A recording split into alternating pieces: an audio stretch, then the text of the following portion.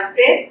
So in this clipping, we are going to further discuss about the flexible exchange rate and how there is going to be an automatic adjustment between the demand and the supply. Yes. So in the previous clipping, you have understood how the exchange rate and the demand, they are inversely related. Also, you have understood how the rate and the supply, they are positively related. Yes. So through the demand and the supply forces, how the exchange rate equilibrium is determined is also something that you have understood. So, furthering on that particular topic, let us just look into the foreign exchange rate changing or fluctuating due to changes in the demand and the supply. Alright. So, the demand curve is negatively sloping curve with respect to the quantity, and the rate, they are inversely related. Yes, you have an inversely sloping demand curve. And then the supply curve is a positively sloping one, indicating that there is a positive relationship between the exchange rate and the quantity supplied in the market. Alright, and this is the equilibrium rate. This is the equilibrium rate as it is determined through the demand and the supply forces. Alright, so just in case there is going to be a market rate which is say R1. In case there is going to be a market rate which is R1, alright, let us see this rate. At this market rate R1, here we have the demand and here we have the supply. So to this extent, we have an excess demand in this particular market. Yes, at market rate R1, the demand for the foreign currency seems to be much in excess of the supply of the foreign currency, or let's just name it, to an extent of AB, on R1, there is an excess demand in the market. So that means there is going to be competition among the buyers who buy the foreign currency. The people who are going to put up a demand for the foreign currency or the buyers of the foreign currency, they are too much in excess compared to the supply of the foreign currency in the market. So competition among the buyers is going to push the rate up. Fine. So when the market rate is going to go up, as per the law of demand, yes, that's your micro concept. I don't think I need to recollect it. So let's understand, as per the law of demand, there is going to be a contraction along the demand curve. Let me repeat. When there is excess demand at R1 to an extent of AB, competition among the buyers is going to push the market rate up, and as the market rate is going to go up, there is going to be a contraction along the demand curve. Yes, and what about the impact on supply? As the market rate goes up, along the supply curve, there is going to be an extension. Yes, as per the law of supply, along the supply curve, there is going to be an extension. So the market will get back to this so-called equilibrium R star. Alright? Yes? So excess demand in the market is going to automatically create a chain reaction, and the market is going to reach back to R star. Yes? Now, let's assume that the rate is R2. Alright? The rate is R2 out here. So at this particular rate, what do we understand? To this extent, fine, there could be an excess supply in the market. To an extent of CD at R2. To an extent of CD, there is going to be here is your supply curve, here is your demand curve. So to the extent of CD, there is going to be an excess supply in the foreign exchange market. So this excess supply, what does it indicate? That there is going to be too much of selling happening in the foreign exchange market. So that means there is going to be competition among the sellers or the suppliers. So competition among the sellers or the suppliers in this market is going to push the rate down. Yes, is going to push the rate down. So when the rate goes down, along the demand curve, there is going to be an extension.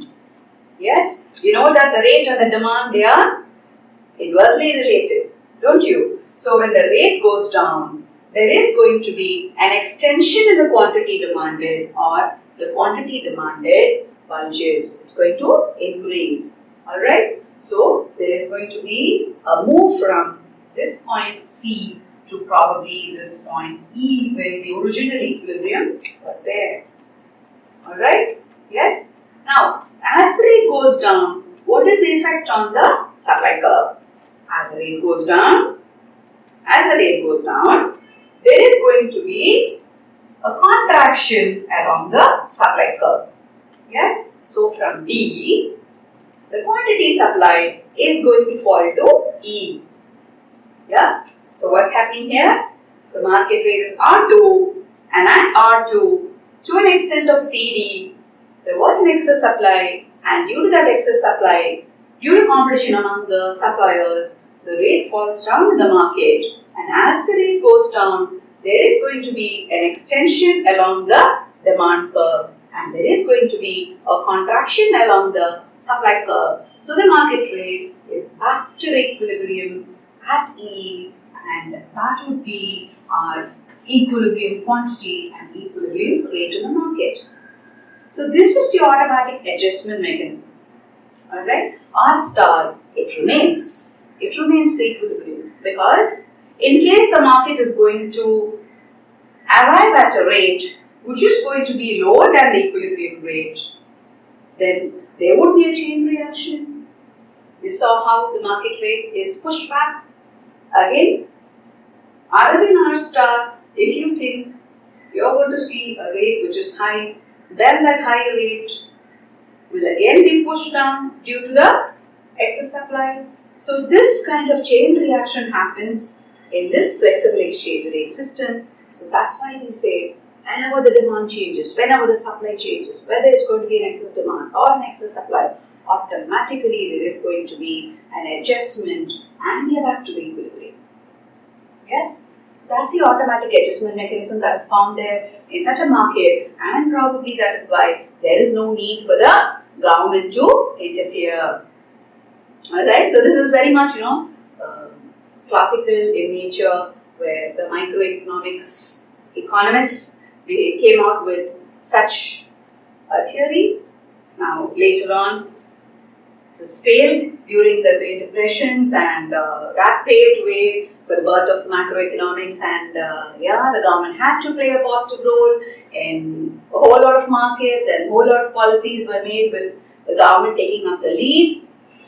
Yes, all that you know about the introduction part of macroeconomics and how macro evolved, isn't it? Yes, so this flexible exchange rate system, let me tell you, it was probably found there mostly as part of the open market or free market system, where the government does not interfere. So this may not be a very good system after all for all the economies. We have actually discussed in the previous clippings what are the pros and cons of this system, isn't it? Yes? So this flexible exchange rate system, it would also bring about a whole lot of change in the value of the currency. Yes? So we would discuss the concept of depreciation and appreciation. Currency depreciation and currency appreciation. Right? So what is this currency depreciation and currency appreciation? Alright, so we will see that currency depreciation would mean that the value of the domestic currency, it falls. Currency depreciation is very much a concept that is related to the flexible exchange rate market, and due to the change in the demand and the supply forces in the market, if the value of the currency goes down, then that is what is the depreciation. Fine? Yeah. So then, is the value and the rate, are the two related? Yes. Let's check it out. Fine. So over here, let's take up the example of $1 being equal to 50 rupees again. Okay. Yes. And then let us say this increases to 60 rupees. In terms of the Indian currency, you require more rupees to buy the same $1. So what's happening? There is an increase in the rate, or there is an increase in the price that you are paying to procure the foreign currency, isn't it? Yes. Earlier, it was 50 rupees that was paid to procure $1. Now, it is 60 rupees that you need to pay to buy the same $1. That means the price has gone up, the rate has increased. Yes? What does it mean in terms of value? Yes? In terms of value, this means the domestic currency has lost its value. Earlier on, with just 50 rupees, the country was able to buy $1. Yes, the foreign currency, $1 was purchased with just 50 rupees. But now to buy the same $1, the country requires 60 rupees. That means the value of the domestic currency has gone down. Yes? So when the value goes down, yes, what do you see? The rate goes up. Alright? So the rate and the value, they are inversely related, negatively related. Yes? Since the value is going down, that's why you need more of the local currency to buy the same amount of the foreign currency, isn't it? Yes? So what we understand, the rate and the value, they are inversely related. Right? So how do we depict this? How do we depict this through a diagram?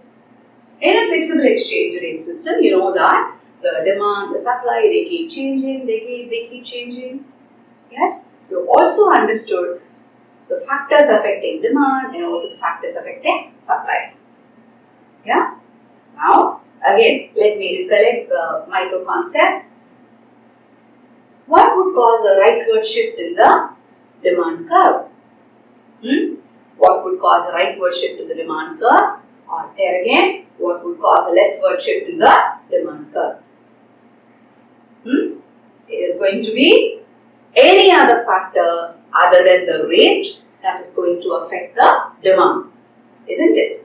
Yeah? So we saw that import or tourism that is undertaken by our people in rest of the world, or our investors trying to invest in rest of the world, all these could be the factors that could put up the demand for the foreign currency, right? So let's say initially we are in an equilibrium, right? The foreign exchange market, it shows an equilibrium.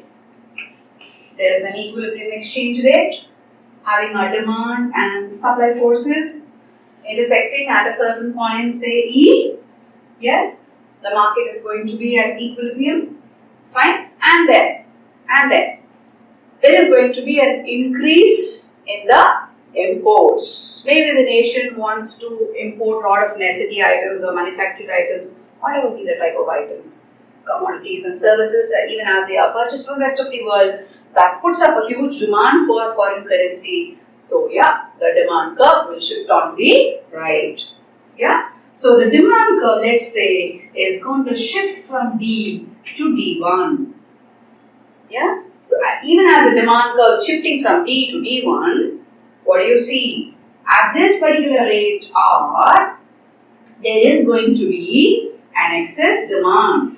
Alright. So as there is an excess demand in the market, at this new demand curve D1, fine, excess demand, what will happen? Price will go up, right? That's exactly what happens. So due to the excess demand, the price is going to be pushed up or the rate is going to be pushed up, and so the new equilibrium will be attained on the new demand curve at probably E1 to the right of the original equilibrium E on the new demand curve D1, right, having the same supply to right of the original equilibrium E. At E1, the market attains a fresh equilibrium, Fine. What do you see? The rate has increased from R to R1 due to this rightward shift in the demand curve. Alright. So what's happening here? The rate is increasing. So when the rate increases, what should happen to the value? Yeah, the value depreciates. The value of the domestic currency depreciates. Isn't it? That's why precisely you are paying more to buy the foreign currency. Yes? Fine? So, the rate increase can be understood as a fall in the value or the currency has depreciated in value. Yes? Our local currency, the domestic currency, has depreciated in value due to the increase in the rate. So, a rightward shift in the demand curve from the given equilibrium can be understood as the concept of depreciation. So, this is how depreciation can be depicted through a diagram. Alright? Yes? So, what's going to happen when the demand is going to reduce? You know that again. Demand curve, when it shifts to the left, that is a situation when demand falls. Yes? Let's say from D, the demand curve is going to shift to the left, to D2. Alright? Fine? Why? What could be the reason? Fall in the demand probably is induced by low demand for imports. Yeah, people want to probably consume Make in India products. Yes, you know that's been propagated for quite some years now. Yeah, Indian industries are doing much better. Our industries are putting up alternate commodities for so many foreign products. In between, we were saying no to the Chinese products and so on. Yeah, yes. So recollect all that. So due to all these things, people want to buy more of the domestic products. So yeah, they are going to reduce the demand that is put up for imports, isn't it? So a small demand for the foreign currency due to imports. That's going to shift the demand curve from D to D2. So when the demand curve is going to shift from D to D2, yes, what do you see? Look at this. We started from D, so the original equilibrium was at E. Now from E, there is going to be a shift in the demand curve from D to D2. So at this rate R, there is going to be an excess supply. Can we see this? There is an excess supply at this rate R. Fine. So you know that excess supply would mean fall in the rate. Too much of supply. No takers. Yes. So that would push the rate of the price down. Alright. So when the rate is going to go down, yes, on the new demand curve D2 at probably E2, there is going to be a new equilibrium attained at E2 at the rate R2. Alright, so what's happening here? The original demand curve was D and the market rate was R. Fine, and due to fall in the demand for foreign currency, the demand curve shifts to the left, so that becomes D2.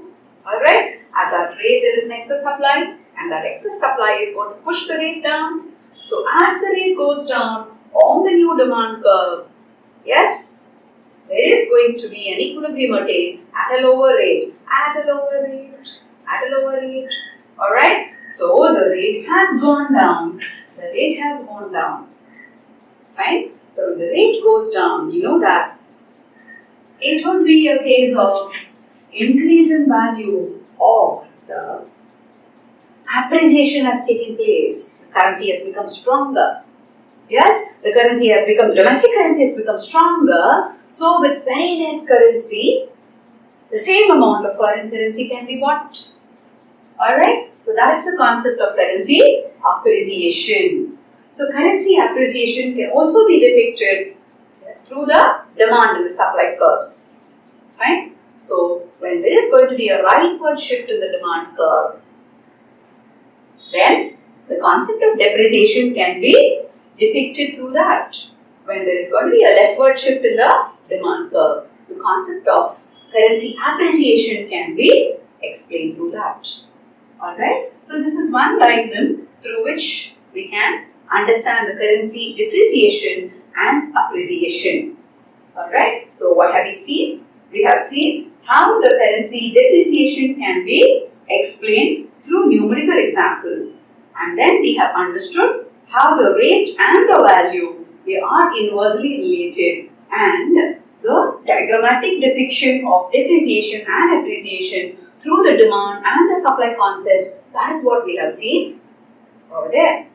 Alright, so that is the currency appreciation and depreciation concept. Is there any other way through which we can show this currency appreciation and depreciation? So what is the other way to show the currency appreciation and depreciation? What we have seen here so far is the change in the demand, the rightward shift in the demand, the leftward shift in the demand curve, that would bring about a currency appreciation or depreciation, or the depiction of currency appreciation and depreciation through just the change in the demand. Yeah? So, is it possible that the supply is going to change? Very much. Supply will also shift to the right, might shift to the left. You know that factors affecting supply when they are going to alter the supply. Yes, that's going to shift the supply curve. Right? So, let's check that out. Okay, so let's assume that we have an equilibrium out there in the market having the demand and the supply curves intersecting at some point E, and as a result we have the exchange rate R. Okay, so this is the original demand and the supply, which is going to give you a certain rate and probably a certain level of output exchange or transacted in the market, in the foreign exchange market. Alright, now a rightward shift in the supply curve. Yeah, when will that happen? Let us say we are going to have a lot of foreign direct investment, foreign institutional investment pouring into our country for all the infrastructural facilities. Yeah, metro rail project going on in Chennai. Aren't we receiving aid from the rest of the world? Yes. Yeah, the Japanese government is helping us, and a few other development projects, infrastructural development projects. For all these projects, there is investments coming in. Again, the global corporations pumping in more money into India, even as they find it a favorable destination for investment. Fine. So any such reason would cause an increase in the supply. So how is the supply curve going to change? The supply curve is probably going to shift to the right, indicating that there is an increase in the supply. Come on, rightward shift in supply curve. It's a mental concept once more. I keep repeating that to you. Yes, so a rightward shift in the supply curve would mean an increase in the supply.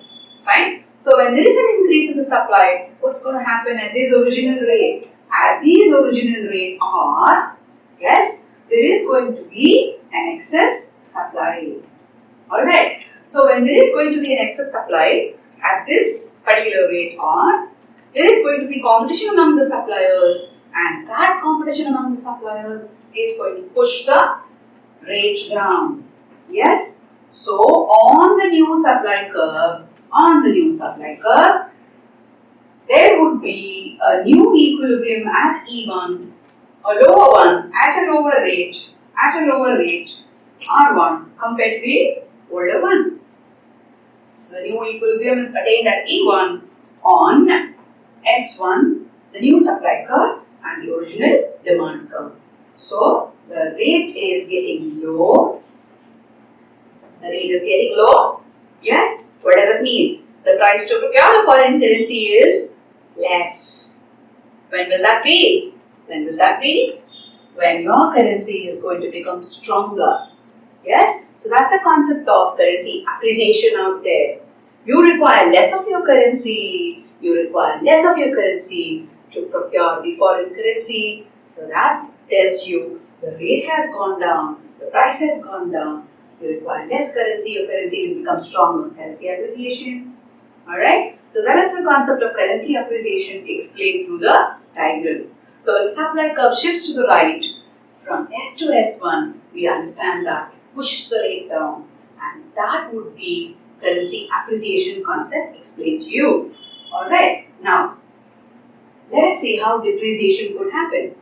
Yes, get supply curve shift to the left. Yes, you know that. Yeah. When will the supply curve shift to the left? Say maybe because India does not want to export a lot. They have domestic content requirement in mind. Fine, whatever is produced locally, they want the people to enjoy the products and services first, and if there is going to be some more marketable surplus, maybe that can be exported. Let's say that's a policy. Domestic content requirement is the policy, right? Primary importance is going to be given to our people. So more than that, if there is some marketable surplus, then that is going to be exported. So what would that result in?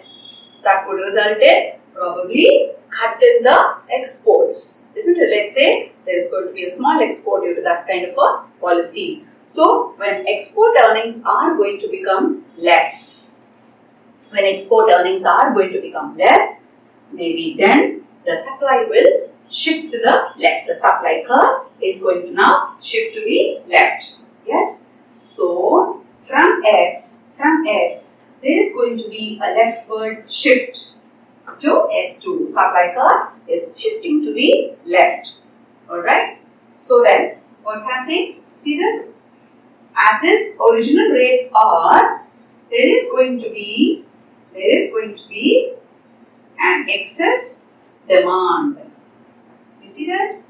To this extent, there is going to be an excess demand, and that is going to push the rate up. Excess demand always pushes the rate up due to competition among the buyers. Yes? So, there is going to be an increase in the rate. So, the new equilibrium will be attained at E2 on the new supply curve S2, and that's going to be a higher rate. So, R2 will be the new rate, which is a higher rate. Alright? So, what's happening here? The rate is increasing. So, when the rate increases, what does that mean? The price is increasing. The price that is paid to procure foreign currency is increasing. Alright? So, when the rate is increasing, that indicates a fall in the value. The rate has increased from R to R2. That means we require more of the domestic currency to buy the foreign currency. Yes? So, the rate has increased, indicates that there is a fall in the value. We require more and more of the domestic currency, meaning our currency value has fallen, our currency has depreciated, the domestic currency has depreciated. That is why more amount is required to buy the foreign currency. Alright? So, that is a diagram which shows you how the shift in the supply curve, the rightward shift in the supply curve and the leftward shift in the supply curve could mean a currency depreciation, currency appreciation, right? So, these two diagrams, right? Shift in the demand curve and shift in the supply curve, they tell you as to how the currency value might go up or go down due to the rate changing, or it's a diagrammatic representation of currency depreciation and currency appreciation. Hope you understood the concept. Let's see some more in the upcoming clippings. Namaste.